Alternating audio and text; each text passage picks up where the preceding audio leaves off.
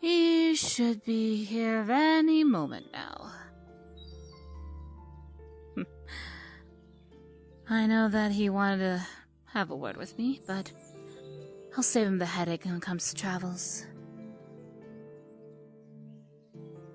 They'll probably give him a little time. But poor little Yuna. She's already facing an obstacle. But she'll be alright. Both her past and present self. Just glad that at least my friend is able to help her past self. Maybe it could help her heart become stronger.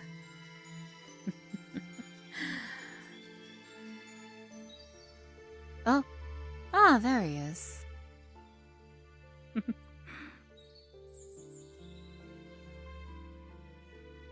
Ah, there you are. At ease, Draco, at ease. How the hell you know my name? At ease now. Last I remembered, you are technically the brother of one of my granddaughters. Yeah, sorry. Force of habit. Nice being sneaked up on. Forgive me. I apologize, but I heard a little birdie, or in this case a little celebi, mention that you wanted to come meet with me. Well, I figured I'd save you the time, and so I did an astral projection for you. Yeah, I do feel a little weird, like something... This isn't something I'm not used to, I can say that much. Well, it happens sometimes. If I remember correctly, weren't you the possessed form that was inside her? I was. But my real identity is Azara, former queen of the foxes. And, oh, as you can already tell, I'm now the ancestor of the Fox Kingdom. I'm well aware of all that. But honestly, for a bit of a dream state, I could buy a picture worse. What would you prefer worse? I can always get that arranged. Hey, easy there. I was just making a joke. Relax. I know, and I was playing along with the joke. No, a little piece actually does those wonders, but I'm sure you're also aware that I got both the little ones with me now. Yes, that I'm aware of. Definitely quite a shock to find both of them there. Let's just say that little Yena, I expected to arrive in this timeline. But with little Rosaria, that definitely adds a little interesting twist, but still nonetheless, best at least both of them are protected, so that way their present selves do not be erased. I made special arrangements, so hopefully they will be better protected unless they decide to sneak off again. They're always the adventurous ones. Trust me. While I used to reside in Yena's body, she always seems to sneak all over the area of the castle as soon as she learned how to walk. And once she started gaining a little bit more independence due to, well, the royal duties of her parents, she would explore the gardens a lot.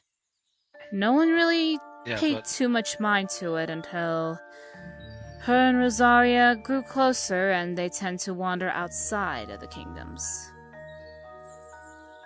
Of course, but one thing troubles me. The way the little Yena described the events before she arrived here is, I don't know if maybe it's an alternate time or something like that, or before or after. I'm trying to clarify, because from what I remember, from what I was told, VRChat sent her to Earth. Okay. Well, I will clarify on what is going on. So, the threat that is looming, that is going after little Yina, decided to pinpoint her on Christmas Day about 2, 3, possibly 4 months before Barchel's mind got poisoned. Okay, so this little makes sense. It's starting to clarify a little more. Christmas Day. Mm-hmm. During that time... That could be a time... Go ahead. Yeah, during that time, that would be definitely when everyone's busy as hell preparing for annual balls and stuff for the kingdoms. Mm-hmm. Yes, and during that time, from what I could be able to remember, apparently little Yina was asleep beside Marina's throne until someone was able to finally go and fetch her. Apparently, somebody conveniently forgot little Yina and forgot to wake her up in her room. It was a little off, but then, however, everybody started looking for her around the palace. No one ever thought to look in the throne room.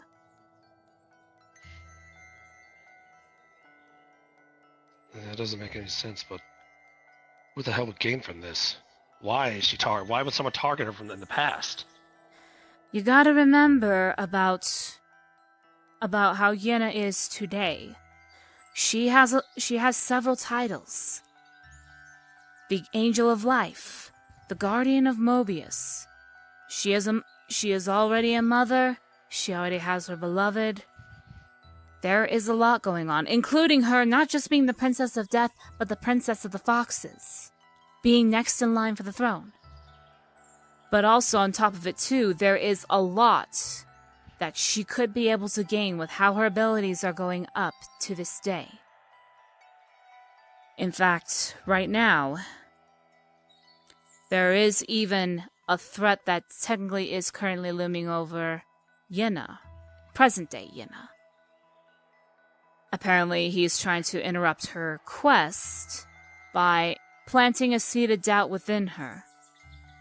Now, as for this threat that could be targeting her in the past, honestly, I can't even read it out either. The aura that it emitted is beyond what I have even seen. It doesn't match to anybody that I have even met. However, I can guarantee that this enemy that present-day Yina has to deal with is not the one that had traveled through time in order to hurt her. Time travel risking the consequences for altering time and history. This guy's got to be has either well connected, he's extremely powerful. Possibly, but right now, I did send Celebi. I already sent Celebi to go and collect her, and to keep her here in the present day. And I even gave her specific instructions to not let little Yina get hurt. Do not let little Yina come eye to eye with her present-day self, and to make sure that her memories will be wiped clean by the time this threat is eliminated and Yina needs to go back home. Well, I already asked Celebi about it, but I did share a little bit of what's going on presently compared to their past. I didn't indulge too much because I did not want to overwhelm them. I understand. Though, however, because of how little Yina and little Rosaria had came in, it must have at least been an obvious guess that they come from 2 different points in time. Because because from what I am able to find out, little Yina had been separated from her family thanks to Barchel about a few days before Marina was murdered. Someone tried to alter time that much. Though, however, looking back and trying to sense everything out, I didn't see any threat going after little Rosaria. So, from what it seems like, it could be a possibility that something had happened to where little Rosaria did use that key in order to get to a safer place. Right now, it seems that this point in time is considered a safe place for both children. We'll do our best to keep him safe. Mm-hmm. But yeah, definitely need to focus on one thread at a time. Right. But just as long as Celebi is able to protect the children, there should be no worries. But, speaking of threats though, I find it quite interesting that for somebody who swore himself to be a guardian knight, and called my granddaughter his sister, that you would reject the power she wanted to give you. I have my reasons for that. Because honestly, I took it more as an insult. That I had to use the Chaos Emerald just to prove a bond. Draco? I don't know whether or not to call you overly sensitive or just stupid. Let me explain myself first, before you be kind of a little judgmental of me. Everything that we've been through together, I have to, and I not once relied on the powers of Mobius. I've relied on my own strength. And after everything we've been through together, yes, some other hiccups in the road happened when the corruption thing happened, and I came back and did my little thing there, and we came back stronger than ever. And to come, yes, I understand the meaning of it, but to me, it just felt like an insult that everything we've been through together, I have to prove that our bond is genuine through a rock. I'm sorry. I'm gonna stop you right there. I hear very few we's, but there's so much I's. You gotta remember, a bond is between two people. So the we's were able to prove it. But, on top of it too, you could have actually did a lot of deeper thinking with your sister going through mental torment.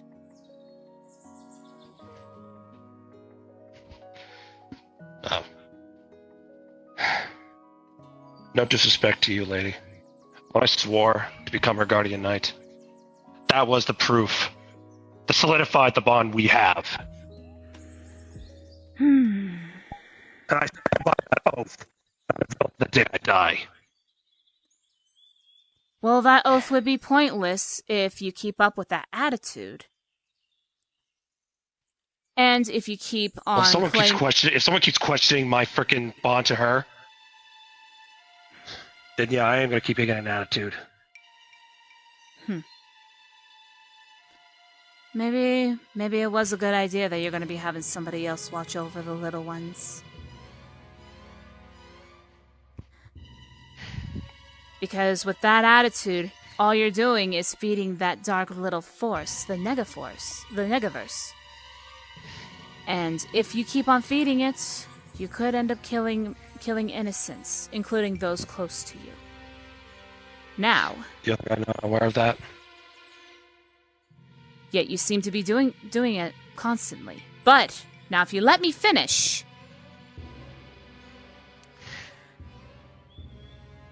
Like I stated, Yena is currently going through a mental torment right now. However, this individual seems to be coming from what some would call a loner state.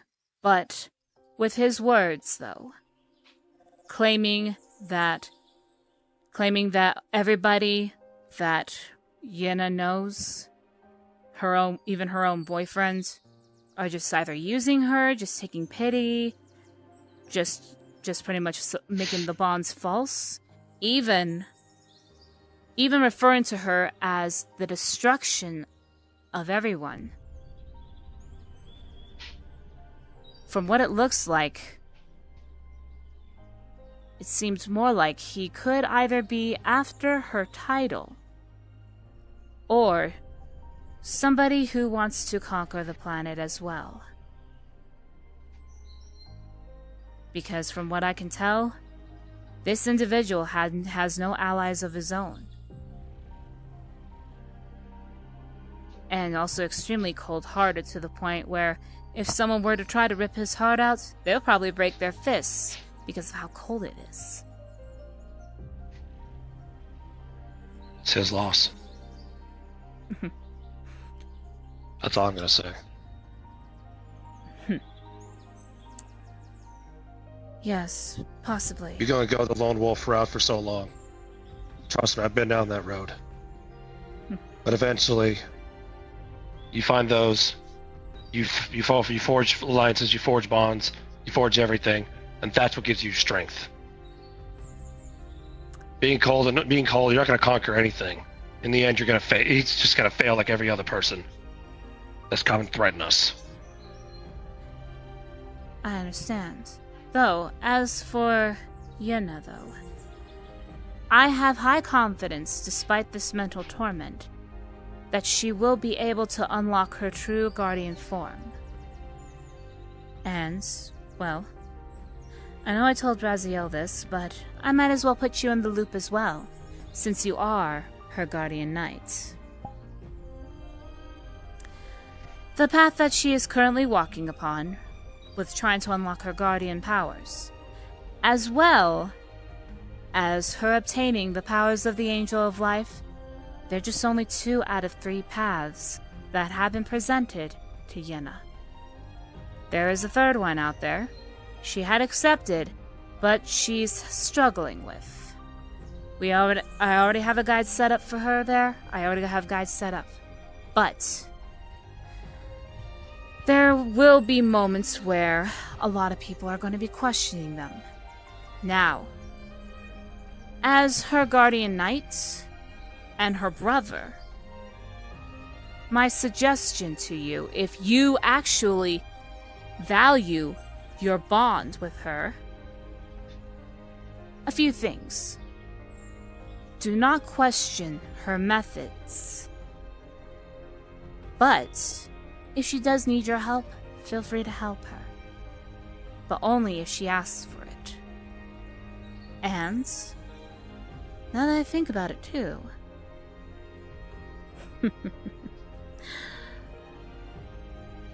maybe the bond that you two have, there's something else within it. And that is why you tossed away the Chaos Emerald. And it's not you being her guardian knight. What the hell are you talking about? I'll give you a hint. It may be vague, but it may give you something to think about. You call her your sister. Keep treating her like one for the rest of your life. Well, obviously, yeah. I am gonna do that. As for your little certain methods, I mean, I understand she does have tendencies. In fact, I don't know, I've been feeling something weird going on with her as of late. As for staying away until she asks for help, I always do that. How is she gonna grow if I'm always there to hold her hand? I was just simply giving you a reminder. But, thankfully, you seem to have already gotten the hint after somebody tells you the first time. Now that is someone who is a guardian knight and true family to her. Meanwhile, I had to keep reminding her father to... I understand if he misses his daughter and can be protective, but there is a difference between being protective and worried, yet all in the name of family, and being so overprotective to the point where he may end up going outside of the rules of being a guide. Can you blame the guy? Well, I will also state this too. I did not find this out until recently, but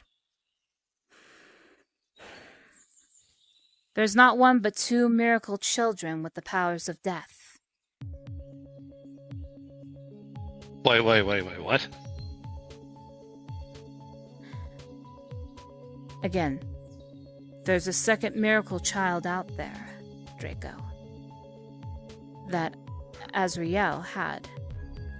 However, the information didn't relay over to him, so Azrael had no idea.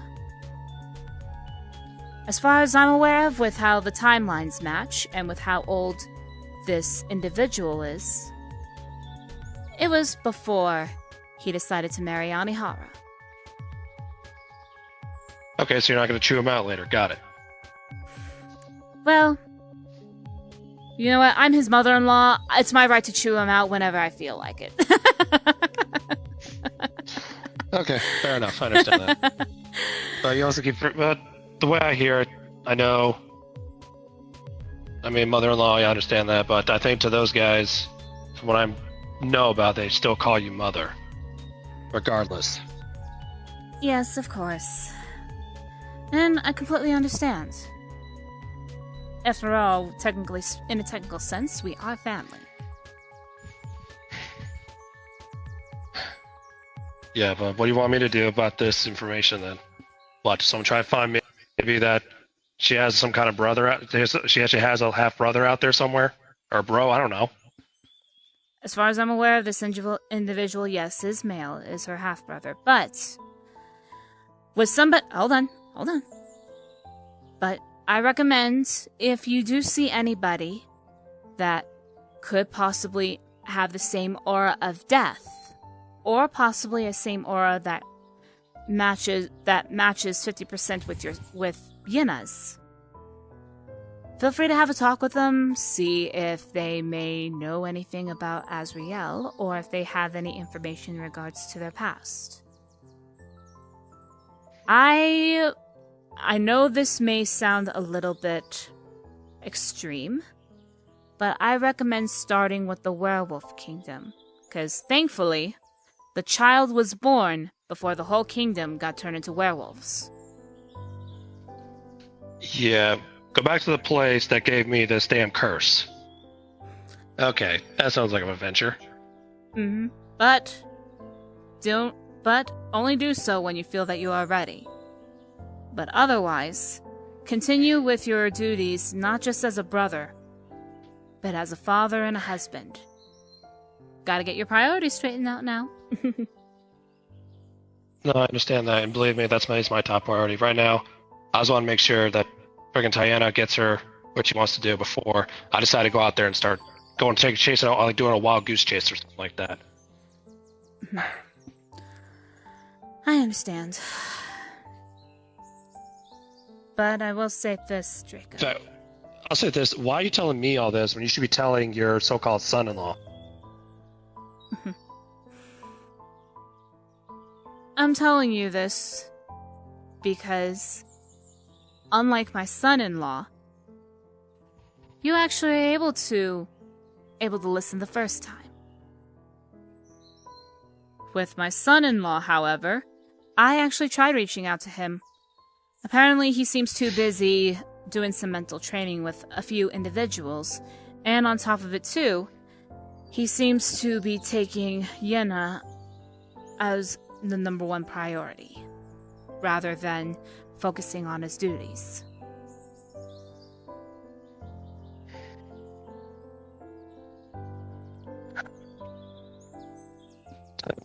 Tell you what, if I ever get a chance to talk to him again, I'll relay this information to him. Let's see what he says.